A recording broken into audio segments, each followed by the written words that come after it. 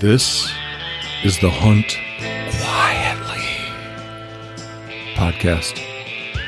I'm Matt Ranella.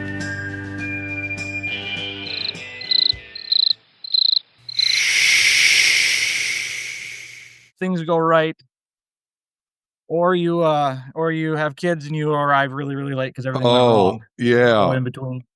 Yeah, kids impart some temporal uncertainty. Yeah. One of them shits their pants or something, then you gotta delay. Yeah, you like today at the park, which is exactly what happened. Someone shit their pants. So. Nailed it. You live in Iron Mountain? I do. Yep. Okay. How many people live in that town? Between Iron Mountain, Kingsford, and a couple of surrounding smaller towns that are all kind of lumped together, there's probably 15,000, give or take. Oh, really? Yeah, it's so you have Iron Mountain and Kingsford, which are two different towns, but they touch, right? They're the same town, basically. There's no difference.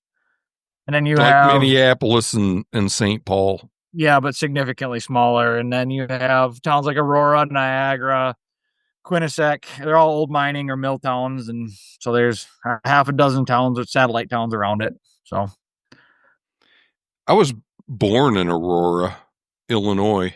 I wonder what that word means. I assume it has something to do with the Northern Lights, maybe? Oh, yeah, I'll buy that. I mean, it sounds right, so I'm going to go with it. Yeah. All right, I was going to look it up, but I won't. Yeah, so we were chit-chatting on the Instagram about the deer population, right? And yeah, in the UP, and it was right after I had John Eberhardt on, and you have a little different take on what's happened to deer numbers there. I didn't know deer numbers were in decline there. Well, I should lead with sorry, my son. Aiden, close the door, buddy. I should lead with John Eberhardt as a legend. That man is like if there was a Mount Rushmore of mobile hunting, deer, saddle hunting, that man's on Mount Rushmore, right? He's George Washington. So I don't want to say that I'm discrediting him in any way. He is highly specialized and highly skilled in what he does. But his talking point that kind of got me fired up was the whole wolves issue in the UP, and it's kind of the straw that broke the camel's back. I mean, everyone, that's one of the main talking points up here, right? You blame the wolves for why I'm not seeing deer, why I'm not shooting deer. And I'm kind of sick of hearing it. So I responded, I guess maybe a little aggressively on Instagram on that, but everybody gets surly on Instagram. That's just the way things are. Yeah. I'm ready to delete it. Oh, good for you. Yeah, I would not be on there if I wasn't trying to make some statements, change some hearts and minds. Yeah. I deleted Facebook. I've deleted every news app I can, and I've deleted everything. So when did you start using social media? Man, I think it was Facebook in high school, like everybody. How old are you? I'm 35. Okay, so 7-8 years ago. Yeah, a little more than that, probably. Oh, wait, 35. What am I talking about, man? Jeez. 35. And I do math for a living. So, yeah. Well, okay. So that's almost more like 15, 17 years ago. Yeah, about that. And well, then you were an early adopter. I mean, Facebook's only about that old. Right? Yeah, I mean, I missed the MySpace age, so I went straight into Facebook in high school, and then Instagram probably not until I don't think I jumped on Instagram until I was out of college, so maybe 2014, 15. So I've only been on that for like a handful of years, honestly. I don't post on that. You're gonna see pictures of my kids and pictures of me making maple syrup or something cool I found in the woods. So, so you've been interacting on social media for a long time, but you're thinking, about giving it up. Done with it. Has it gotten worse? Has it gotten worse in the last couple of years? I would say the last couple months, more specifically. Really? What's happened in the last couple of months? Election and politics has just gotten, I mean, that's the center of everybody's conversation. You can't avoid it right now. Yeah. I've heard that Facebook is more political than Instagram. Is that true? And then your feed on Instagram kind of gets tailored towards that as well. If you're not careful, you try to avoid it, but it's I got a 6-year-old and a 2-year-old, and I can't be scrolling on my phone anyways, so I don't need to get sucked into that vortex. Yeah, it's crazy just how quickly you can make that thing give you what it thinks you want. Yep. And it's really easy to get distracted. Oh, yeah. Yeah, you don't have to spend too much time looking at Brazilian supermodels before that's like all you get. It just takes up your whole feed. I mean, that would be better than what I've been seeing. So, I mean, maybe I should change my search a little. Get some social media advice from you. You don't want it the only thing I can tell you that I feel like I'm an expert on social media is drawing hate towards myself. I think that's what social media is. I think you just nailed it on the head there. But yeah. So Eberhard brought up a point about wolves. And that's kind of a main talking point that's going on right now. And I mean, we could talk about that, and then I was going to go over the commercial forest program. Okay, but I want to go. I want to hear all of this, and I'm deeply interested in it because I'm from Michigan. Right. And you grew up not too far from where I grew up, actually. So, where'd you grow up? You're ahead of me, but I spent most of my childhood around Big Rapids. So, okay, I went to college in Big Rapids. I'm sorry to hear that. Oh, you don't think that's a good school? I was a local townie, and then the college kids in the townies, man, that was always fun. I thought that was a pretty good school. They had I don't know if they still do, but they had a pharmacy program. Yep. And and I was getting a biology degree. I jumped around a lot. I went to a community college in Muskegon. Then I went up to the UP and went to Lake State, got homesick after the first semester, then went to Big Rapids and went to Ferris.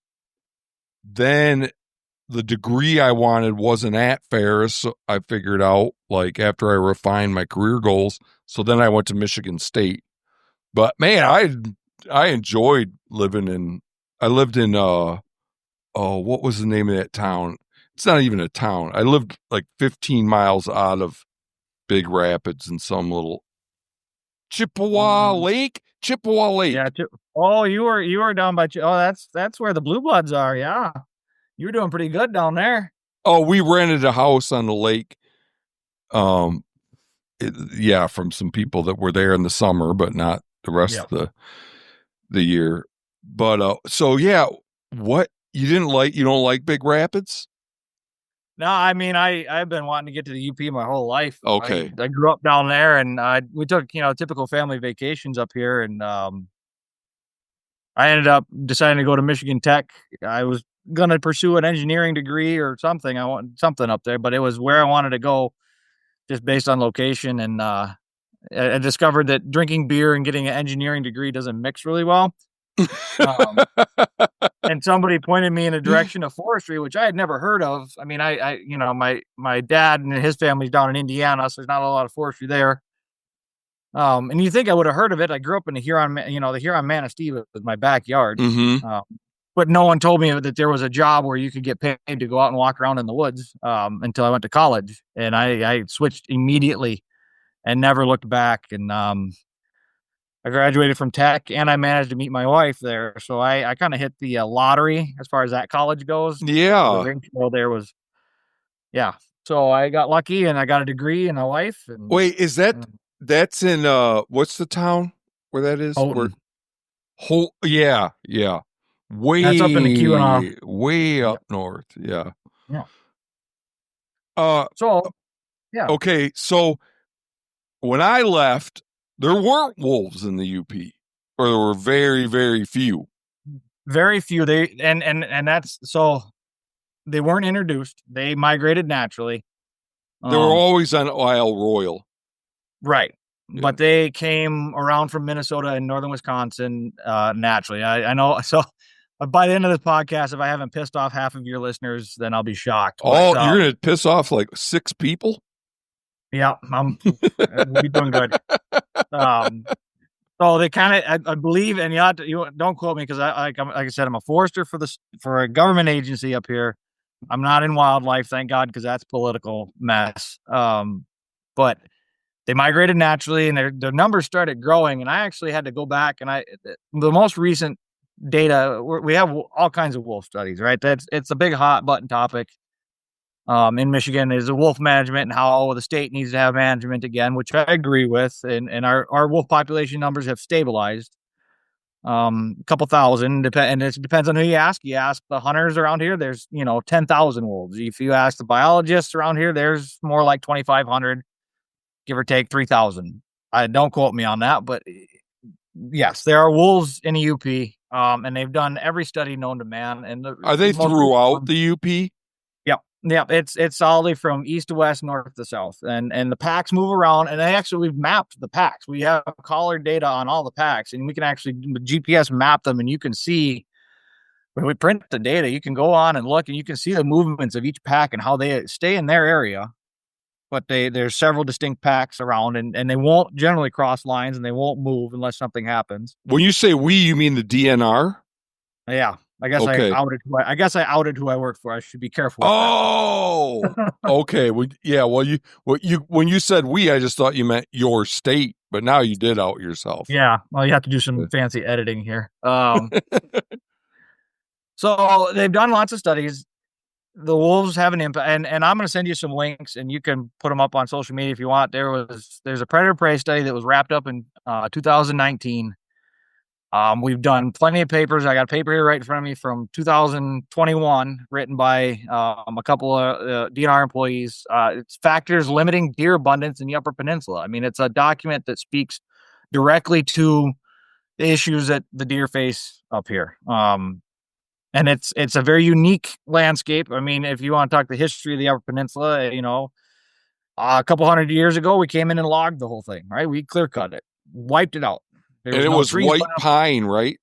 Yeah, it was predominantly white pine and hemlock and cedar. So this was predominantly it would be northern hardwoods, but conifer dominated with white pine, hemlock, cedar down in the swamps. And we came in and we absolutely annihilated it, right? Early 1800s through the early 1900s, which had a huge impact on the habitat. And so you fast forward that through different management programs, which we can talk about, like the commercial forest program, which is a land access program. Oh, we definitely should talk about that. Yeah, that one's a good one. I got some notes on that one, and I actually worked. One second. I'm just going to grab, because you're introducing a lot of topics. I just want to grab a pen and paper so I can write down. Yeah, you're going to have to keep me on topic, because Well, I just want to make sure we don't forget to talk about some of these things. So one second. Absolutely. What's the program called? So the program is called the Commercial Forest Program. Okay. It's in Michigan, and like I printed off the sheets, so I can go over the facts and the data. But basically, it represents 2.2 million acres. What were you talking? What were you talking about when I interrupted you about this? Though, do you remember? Just like yeah, I kind of got ahead of myself on that. Let's go. I got it written down, so we won't forget to talk about the Commercial Forest Program. Okay. So you were talking about. I think you were saying that wolves ain't it, and I think you were gonna get into its habitat.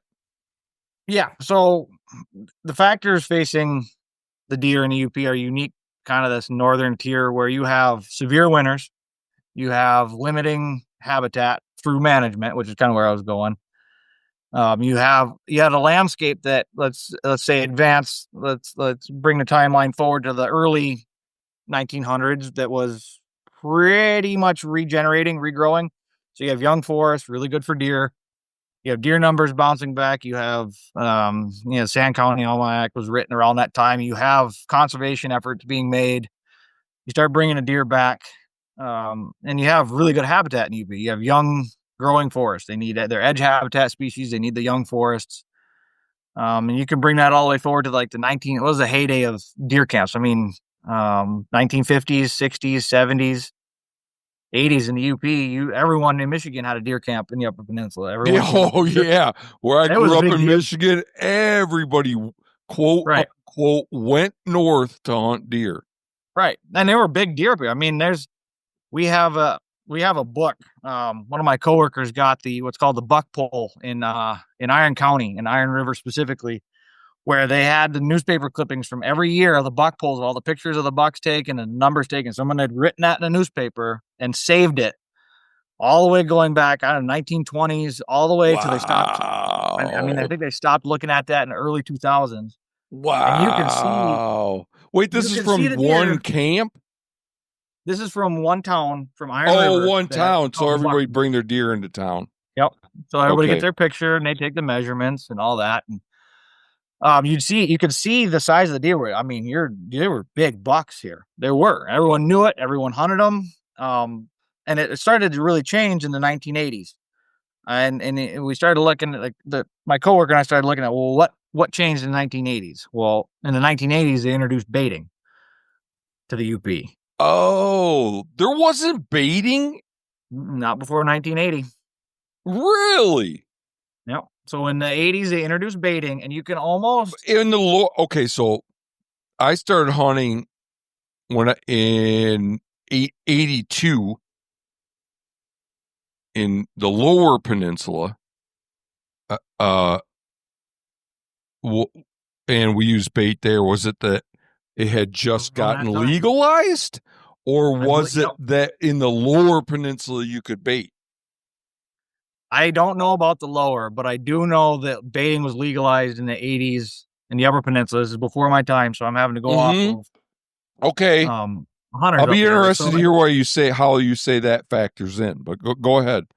So that was one factor we looked at, what changed then. And then you look at, and we're talking specifically to bucks, not necessarily to total deer numbers. But if you look at the really bad winters we had in the early 90s, that killed an unbelievable number of deer just UP wide. We had 2 bad winters in a row in the mid 90s.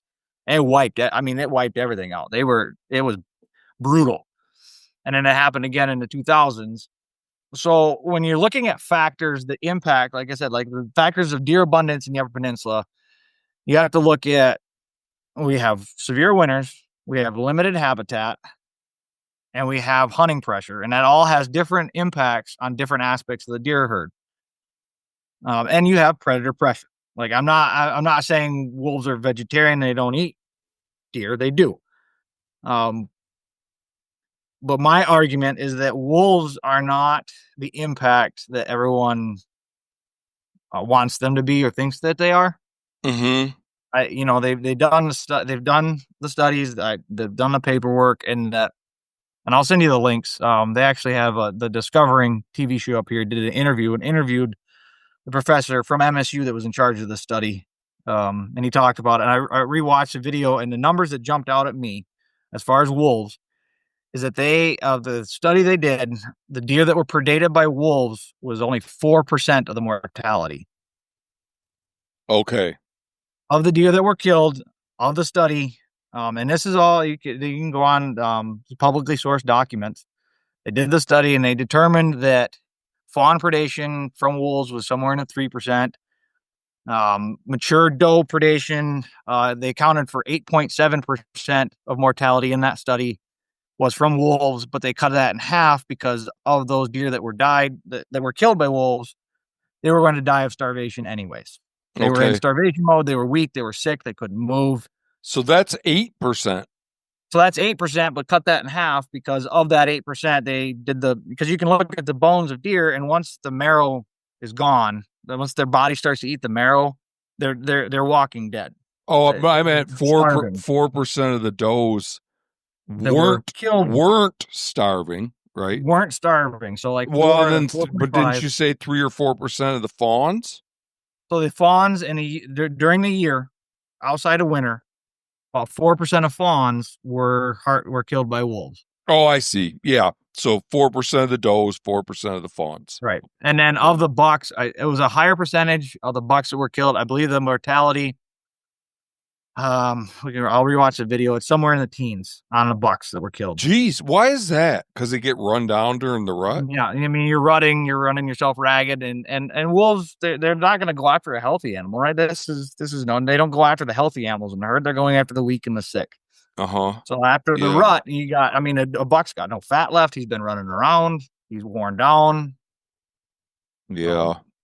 And then the number that jumped out at me, that got me, because I'm kind of weaving two topics in here, is that of the mortality of the mature bucks in that study, of the bucks that died in the study, and I believe they collared 96 bucks. Of the ones that died, 82% of the bucks that were killed by hunters. Oh, okay. Which is a statistically huge number. I mean, yeah, that's dominant. So you got two threads I'm trying to weave in here, I guess, and I should clarify. Yeah, do you want bigger bucks in the UP? Is that what you want? Do you want more mature bucks in the UP? Do you want better age class, bigger bucks? Well, that's a different lever of management you have to pull. Or do you want more deer on the landscape? That's different. Because the more deer you have on the landscape, when your limiting factor is habitat, you're reducing the number of bucks that can be carried over each year. Which, is a limiting factor in the UP is often the habitat in the winters. Well, yeah, one thing where there's not any trade-off. So if you were going to go like we want big bucks, then you're thinking antler restrictions and stuff like that. But 1 buck rule would be a good step in the right direction. What is it now? 2? 2. Okay. Are there any antler restrictions? There are on your second tag. Otherwise, so you can buy your combo tag, and there are certain areas, and I should have that in front of me. There are certain areas with antler point restrictions now because it changed last year. Okay. So that right around me, there are antler point restrictions even on the single tag. Okay. But on the combo tag, let me pull that up and make sure I get that right because I believe let me look that up. You'll have to edit this out here. I'll look that up here real quick. Continue on. So there is the same thing like what John Eberhard had said, is that the first tag is not restricted. And the second tag is restricted. Okay. So there's 4 points on a side. Right. So it's different for archery season versus firearm. Archery season, you can take a doe in most of the UP except for the northern snowfall zones, which is up towards Houghton and the more north, like the North Shore of Superior. That you can't currently harvest a doe. There's discussion of changing that, but as you get further south in the UP, you can during archery season harvest a doe on your either single tag or your regular tag, but on your restricted, specifically during firearm season, you are limited to an antler point restriction. Okay. So it really depends on if you're a bow hunter like me or if you're a gun hunter. The restrictions change, and the map is confusing, and they just make it more complicated every year. And I think a lot of it could be avoided if you just went to the single buck, any buck. A lot of the complications. Okay. All right. So you've established that hunters kill the lion's share of the bucks. Of the bucks, and this is again just one study, but yeah, and during that study, the lion's share of the bucks that were killed by hunters. I mean, imagine that one thing where like the results of a study like that would depend heavily on background circumstances as if you have a mild or a harsh winter, right? And every scientific study has to be repeatable. And so hence statistics, you can make guesses. But if you think about it, we're the only species hunting in the woods that is selectively targeting the healthiest, most mature male specimen of a species like that. We do it with turkeys and we do it with deer. Oh, I just shot 2 jakes yesterday. My season starts Saturday. I don't care about shooting a longbeard or a jake. I don't. Here turkeys only live to be. It's rare for there to be a 3-year-old turkey. Yeah. Same way there. Yep, it's the same here, and we have one spring turkey tag in Michigan. But as hunters, you're targeting generally as a hunter is targeting a mature tom and a mature whitetail buck. Sure, right. That's what your point stands.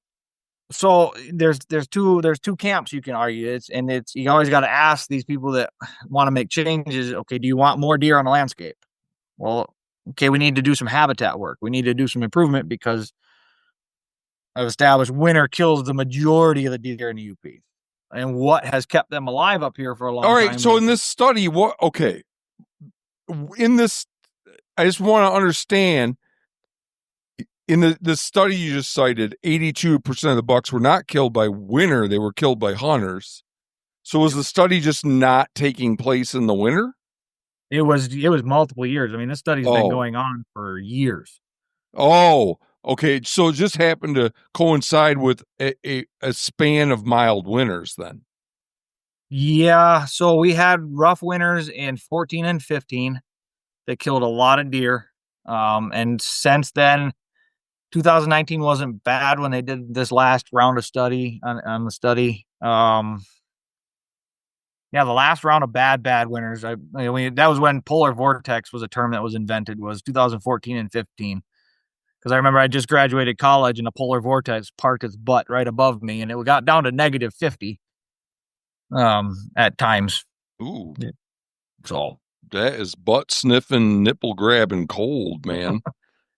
We've been fortunate in the last. We had winter last year.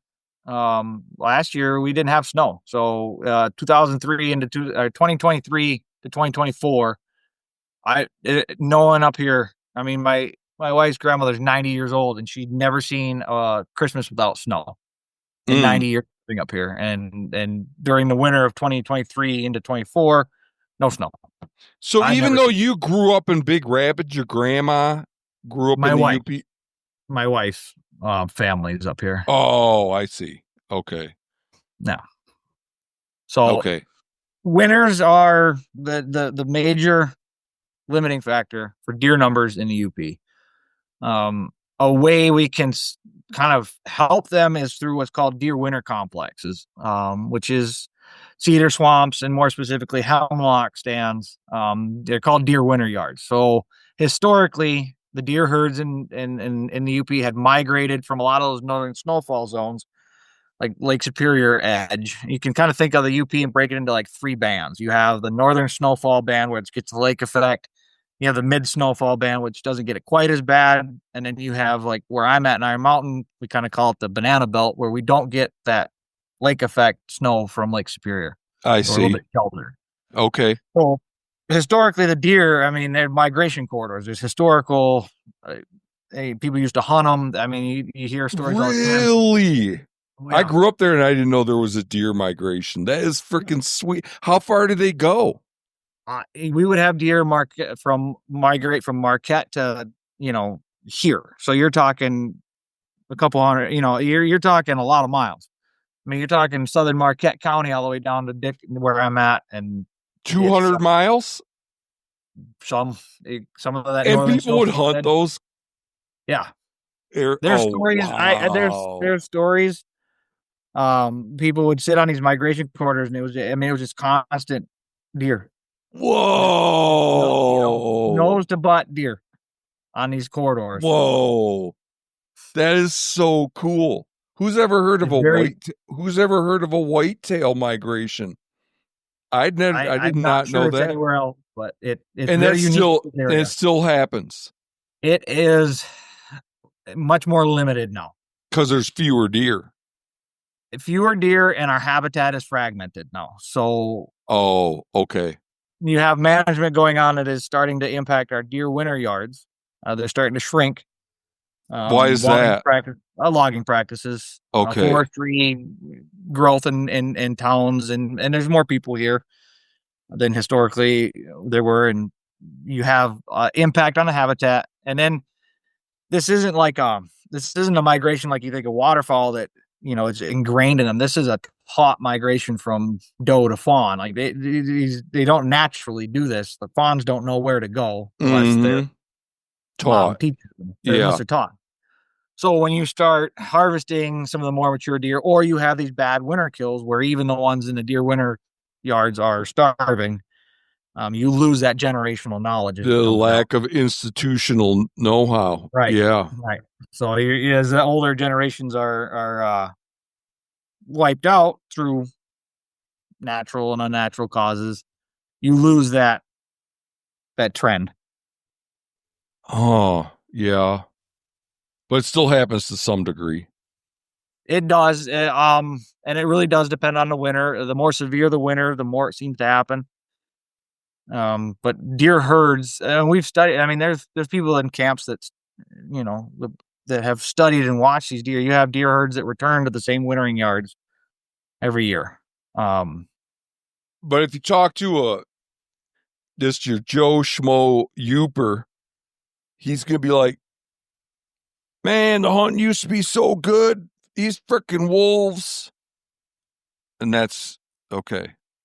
That is the main talking point that you hear. I mean, well, the weather, I mean, there might be some climate change stuff, but that would make it milder.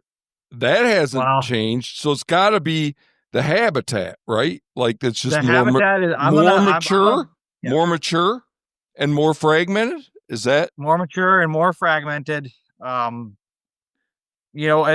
So okay, so when you hear you say more mature, it makes me think there's a lack of logging. From the perspective of if that's your goal is to like have a lot of deer around, then I would say that that's a lack of logging. But then you said that the overwintering areas are getting impacted, which makes me think there's too much logging. So flesh that out for me. All right. So what you have typically in UP is you have a lot of northern hardwood stands, which is almost pure sugar maple, in the high ground, and you have it a little bit more mixed as you move down into more balsam and red maple in the lower ground in the cedar swamps.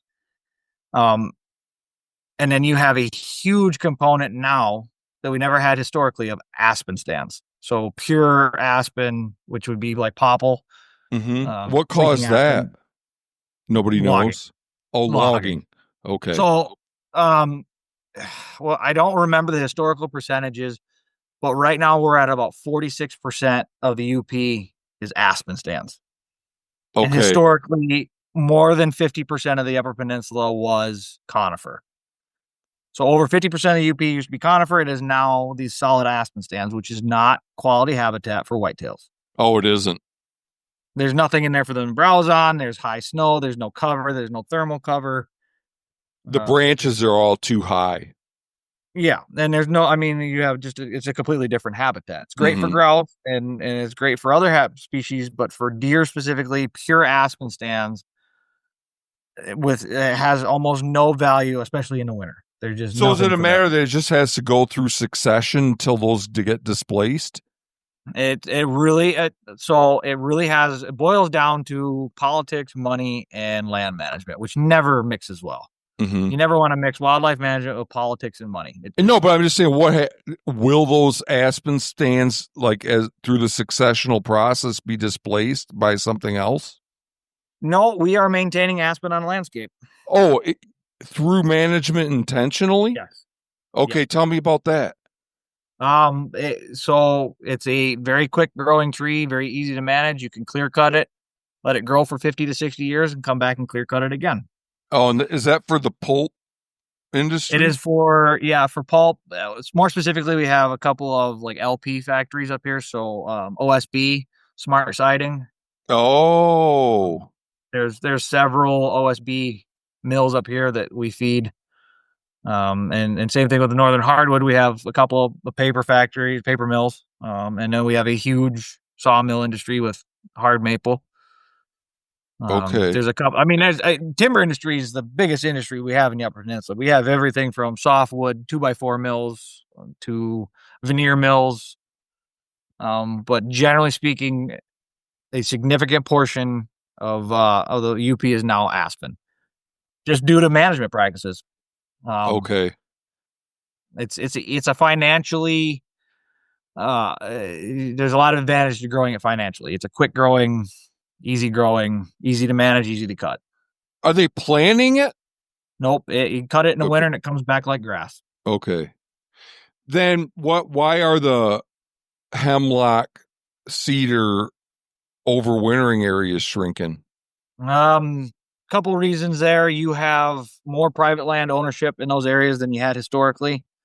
And I can tie a ribbon on this that has a lot to do with like the commercial forest program and land. So it's just getting fragmented from housing and stuff like that? It's getting fragmented from ownership. And then when you have a commercially viable species like aspen and you want more of it, you expand it into those areas. Hemlock is not commercially viable. There's no money in it. Cedar has some value, but you can expand into that. The problem with cedar is you can't get it to grow back. We haven't found when you cut a cedar stand and it's not coming back. Typically, and especially in more of the western ends of the UP, it's very hard to get that to come back. I see. So you have a lot of habitat fragmentation going on through ownership. It'd be one thing if, say, the Forest Service or the state owned all of the deer wintering yards. But typically, it's a lot of private ownership through that area. And you end up with a lot of fragmentation. And there's an effort to address that, but it's we got to start making moves in the right direction. So what's the effort? There's a few DNR specific, like state specific habitat programs that are putting money into helping landowners manage their land. That's more to promote this deer habitat, to promote this deer wintering complex. Okay. Because again, it comes down to money. It's if you are a landowner and you have a deer wintering complex, but there's no timber value to it, you have to help them. You got to assign a value to it. Mm-hmm. Fortunately, that's just the reality. Everything has to have a value. Yeah. Yeah. Those cedar, hemlock, overwintering areas, it's just that the trees hold a lot of the snow, so it's not so deep and they can kind of scratch the ground underneath and find something to eat. Warmer. Like it's a thermal thing. Okay. That heat and that temperature change. And it provides that thermal protection, that thermal cover. And Eberhard did make a good point that because of the low snowfall and because the deer are concentrated, it can be like a buffet for the wolves in those. Oh, okay. Especially as they are shrinking and there are fewer and fewer of these deer wintering complexes. Yeah. So we're helping them. We're helping the wolves. We're concentrating deer. And there, and it, like I said, there's three major owners of property in the Upper Peninsula. It's the Forest Service, the state, and its commercial forest program. Which equates to about 8 million acres between all three. Okay, so the commercial forest program, that's a logging company? So, yeah, we can tie that. We'll tie that one into this. So the commercial forest program was started in 1925. The history of it was basically you had timber companies coming in, clear cutting, and then either letting the land tax revert back to the state or trying to sell it to somebody and offload it, right? They took the value off the land and then they walked away from it. Okay. The idea was if we create this commercial forest program, it'll give incentive for these companies to not only maintain and hold on to the land, but to manage them sustainably and for a future forest production. How were they incentivized to do that? Tax breaks. So currently, the tax rate from 22 to 26 is $1.35 per acre annually is your tax rate. So it's Okay. it's a huge tax break. Okay. There are a lot of rules behind it, and I'll go over those. Like they How gotta you're allow eligible public for it. hunting is one of them. Yep. So you have to have a minimum of 40 acres Mm-hmm. contiguous, and it has to be accessible either by a public road or other public lands like state or federal or other commercial forest property. So is this owned by like tiny little logging companies, big Yes. log? Huge. So is there, yeah, I think there's eight.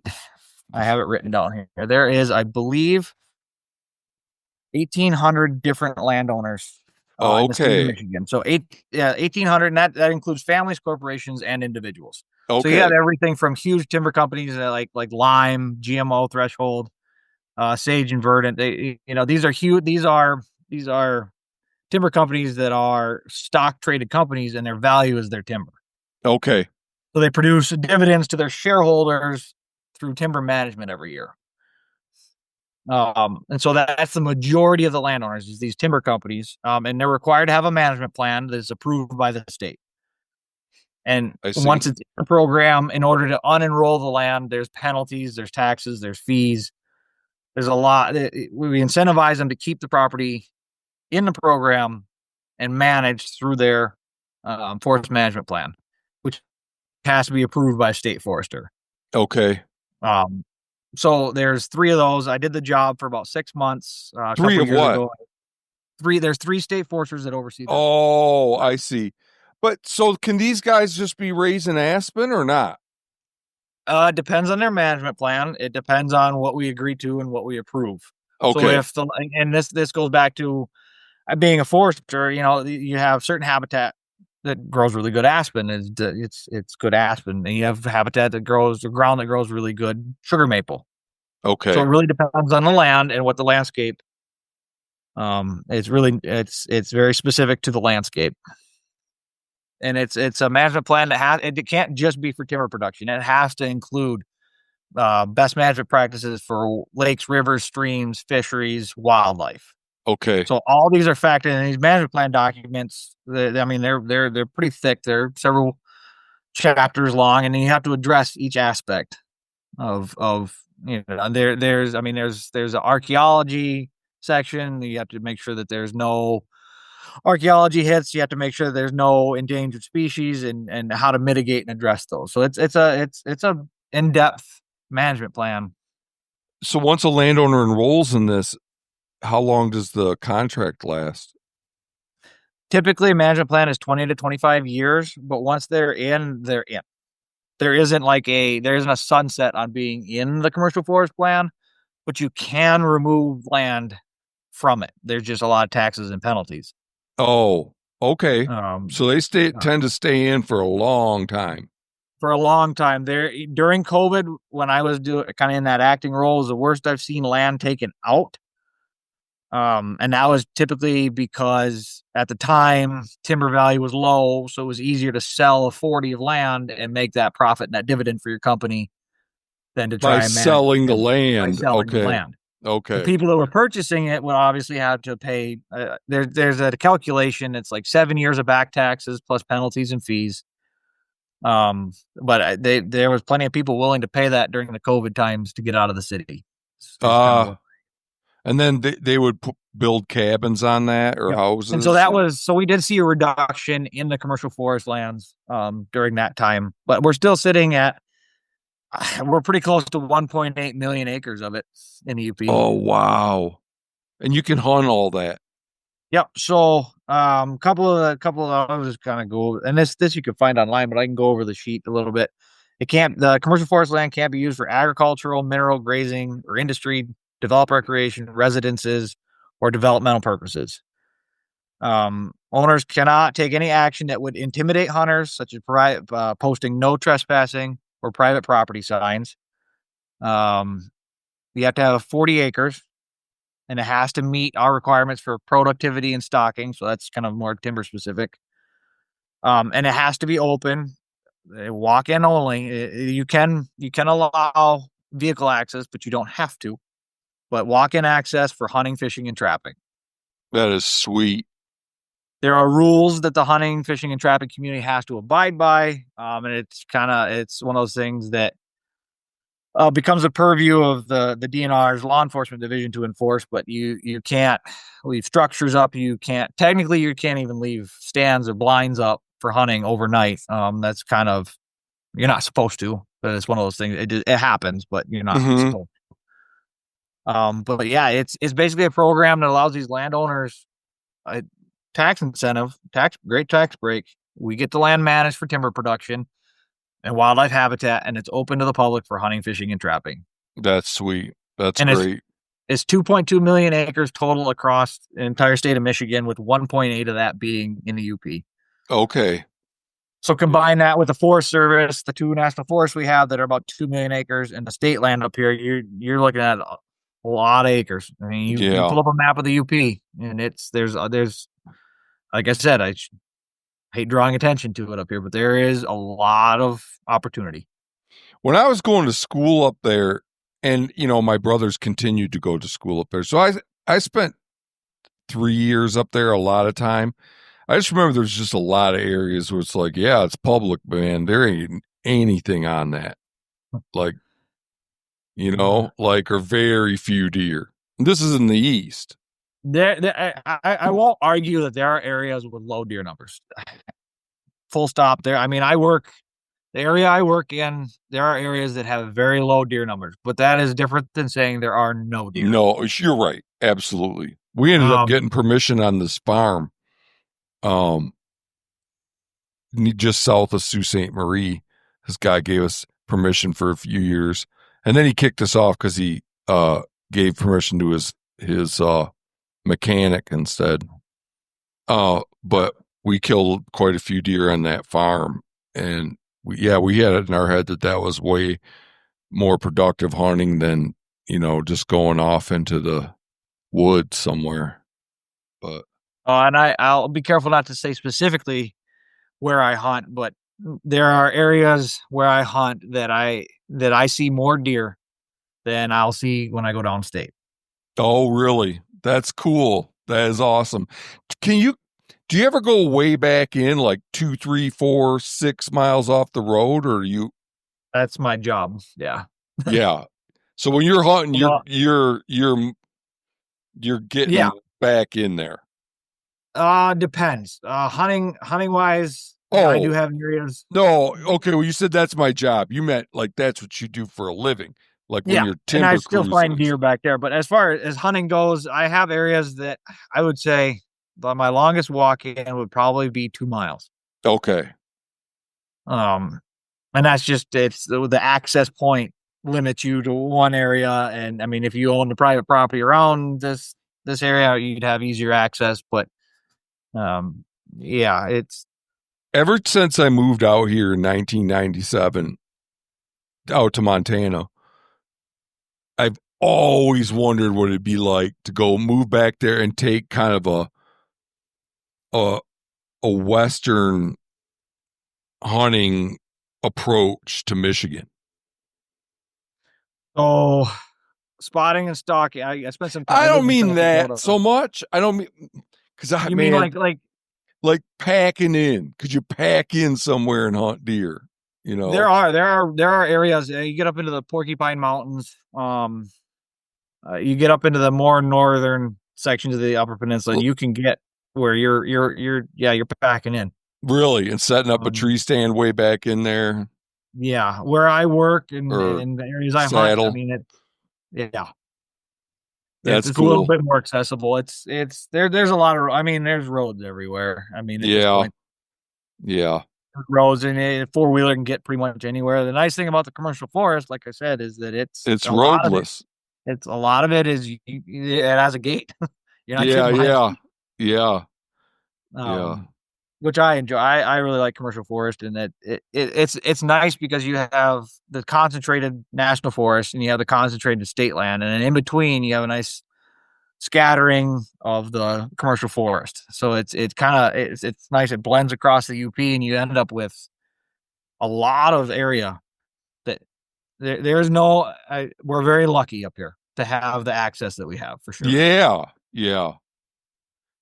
When you brought up baiting early on in the discussion that it started in the 80s, do you think that had an impact on the quality of deer? Is that why you brought it up? Yeah. The more successful we are at hunting, the more tools we have, the higher our success rate, the more impact we're going to have on specifically on the bucks. Yeah, You look at Michigan's success rate. unquestionably.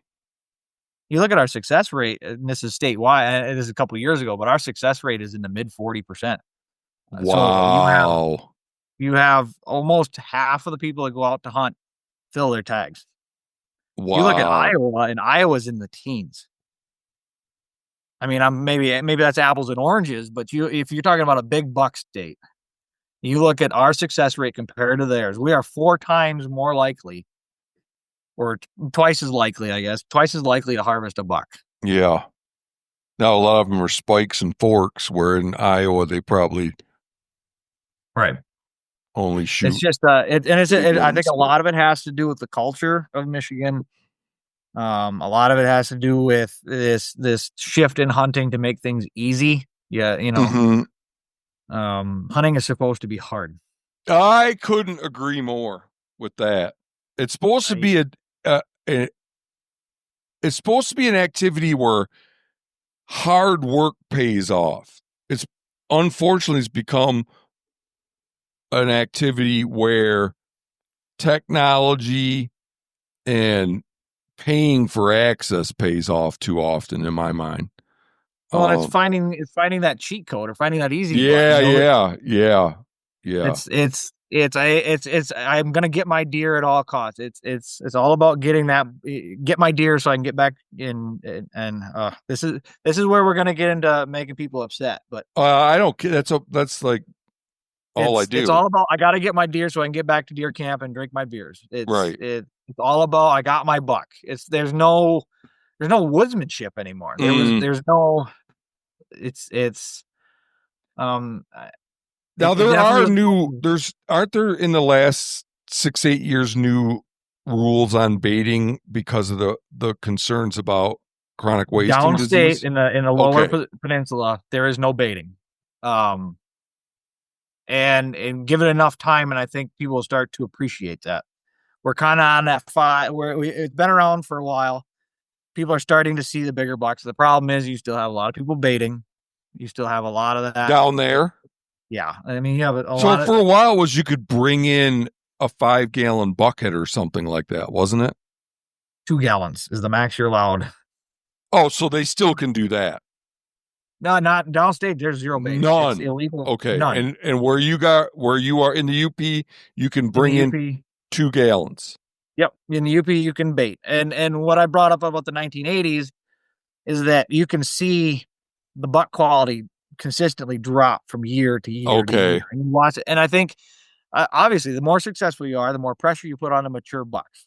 Right? Absolutely. You can't. It's a direct correlation. Yeah. And now you have crossbows during archery season, and you have cell cameras, and you have drones, and everyone's looking for that easy way to get that 150, 180 inch buck that I don't know. Hunting is different for me. Is there any push against technology in Michigan? Right now, drones are kind of the topic. The state is trying to navigate. Cell cameras are allowed. There was a discussion about taking those away on public land in Wisconsin, but not in Michigan. Drones seem like they wouldn't be very helpful because there's so many trees. Throw a thermal on them. Oh, is that what people do? Mm-hmm. So they send out a drone and they get thermal scans of deer, and then they hunt the deer? They're doing that for deer recovery right now. So there's always going to be an asshole that bends the rules and takes it and takes advantage. Absolutely. Right? Right now there are states that allow drones with thermal imaging for deer recovery, which cool. If it helps you get your deer, I'm fine with that. Yeah, if you could just enforce that'd be great. Right. That the enforcement is a problem for anything that helps you get your freaking deer when you get a bad hit.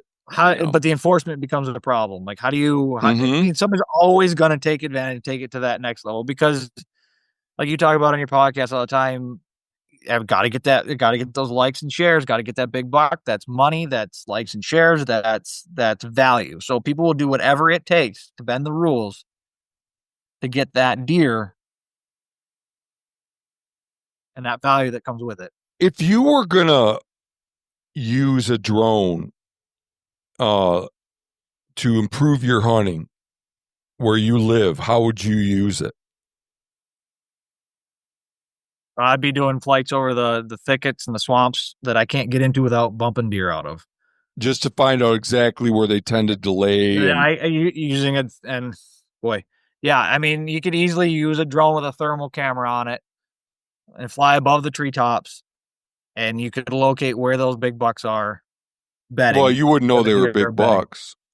You should see some of the thermal imaging cameras. You can tell. You can. Okay. Yep.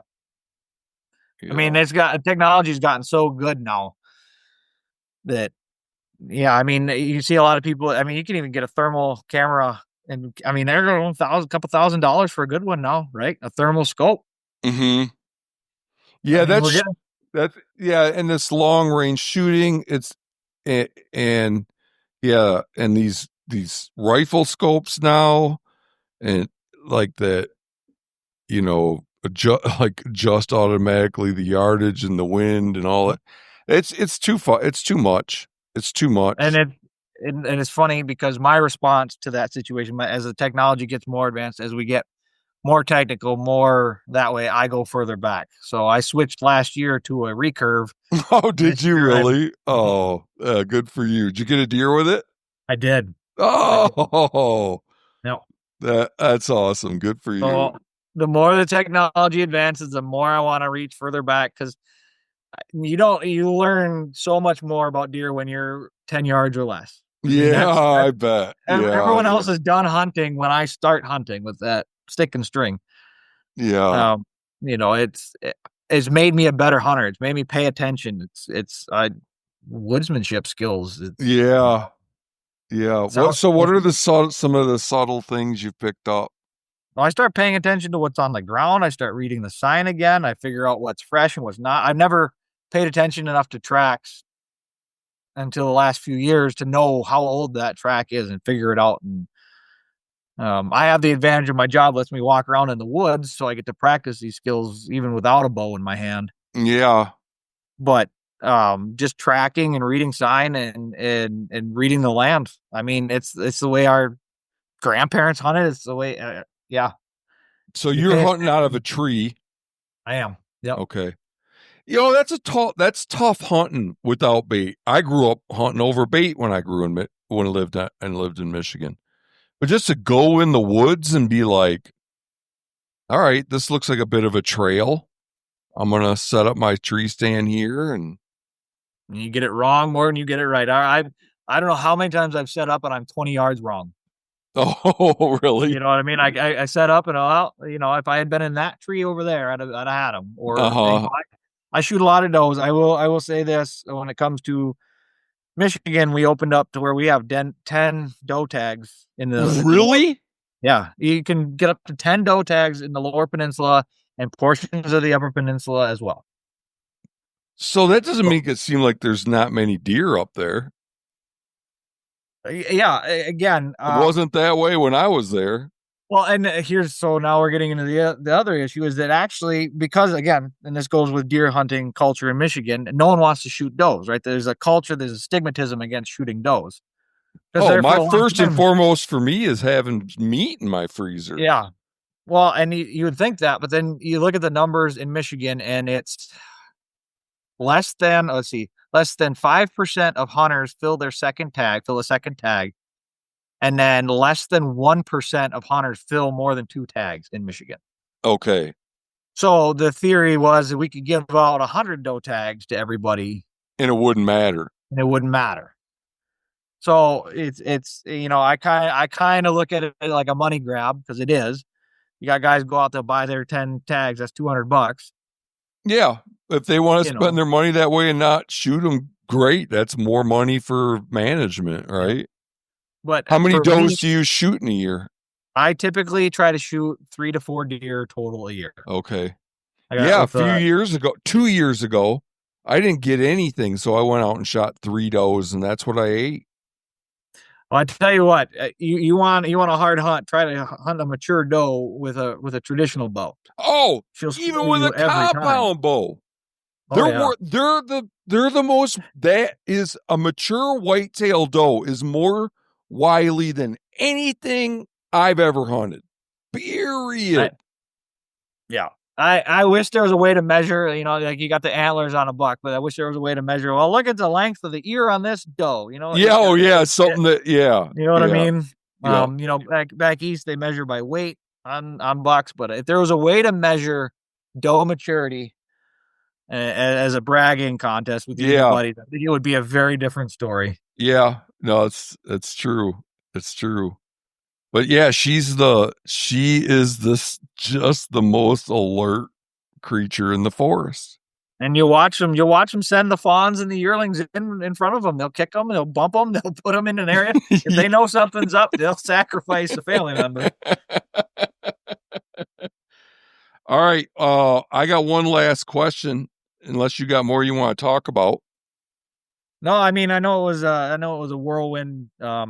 I tried No, to it's stay on super top. fun, man. It's super fun to hear about all that. I don't know if at the end of this if you're gonna have any listeners, but Oh, there's nothing controversial in this by Hunt Quietly podcast standards.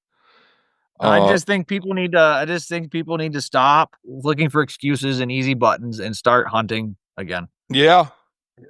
Truly, like start paying attention. Ask yourself why. Why are these happening? Why is it changing? Is it the wolves? You can take the easy route, or you can dig a little deeper and ask yourself why. Yeah. Why am I not seeing deer? I've hunted here over this stand and this bait pot for 12 years, and every year I see less and less deer. And it's like, well, okay, ask why. Mm-hmm. Your timber's maturing, the patterns are changing, the deer figured out you're there, and if they go there, they die. Start Yeah. asking why. Deer aren't stupid.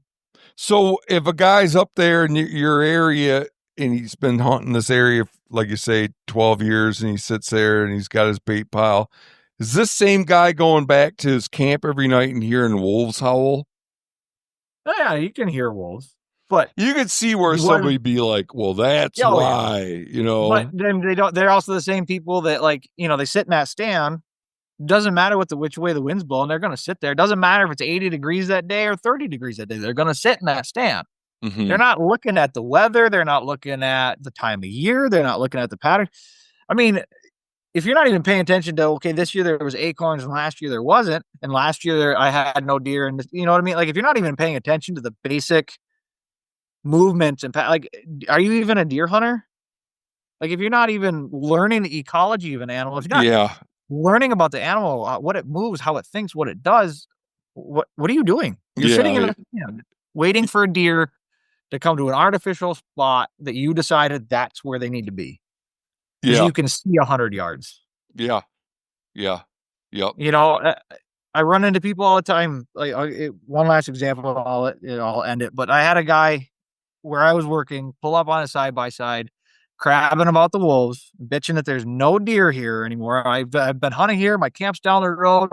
I bait here. There's no deer. There's wolves everywhere. And he's like, there's no deer. I'm looking at him and I look down by his foot and there's a pile of deer crap by his foot. Like he never once looked at the ground or the deer tracks. And I'm like, yeah, that's a bummer. Where's your bait pile? Well, it's in that open hardwood stand. And I'm sitting there going, well, yeah, they're not going to go there. They get killed there. Yeah, sure. Right. The wolves hunt in the open hardwoods. You hunt in the open hardwoods. They're down in that thick stuff that you're not willing to go in and look. They're here. Yeah. You just don't look. Yeah. Stop blaming wolves.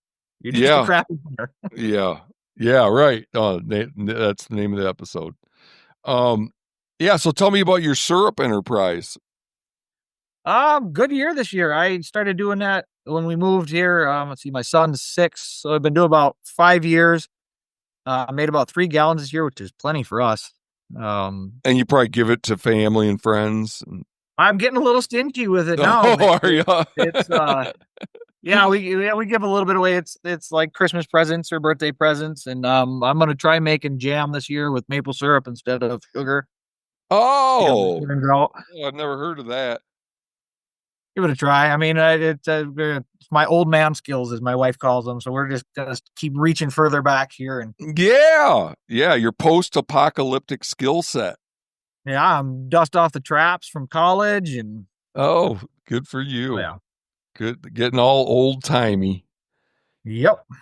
Yeah, a friend of mine down in Muskegon, he gave me some. He's been tapping trees, and he just gave me a a bottle last time I was home, and then I didn't check any bags, so I had to take it through security. And I didn't know they still did that 3.5 ounce thing, and they're like, well, you can go dump some out until it's 3.5 ounces. I went in the bathroom and just glugged it. Yeah, just drink it. Just drink it. I mean, that's what my kids do. Half the maple syrup doesn't make it into the jars because my kids are standing there like a bunch of Oliver Twists at the stove, hands up. Yeah. How do you heat it? I cheat and use propane. No, Okay. I live in town, and so I got it's a double burner. It's like a big Camp Chef 2-burner thing, and I throw my 25-gallon. I got a pan, and I do most of the cooking outside. And then once I get it down to a certain point, I bring it inside to finish it on the stove. Okay. Well, Tyler, thank you for telling me about the situation in the UP all these years after I left. It was fascinating. Yeah, I just, like I said, I wanted to kind of talk about that, and like this in the commercial forest program. I know you guys are big into this hunter Oh access. man, yeah, this episode had everything. It had a little ecology, a little biology, a little forestry, a little access.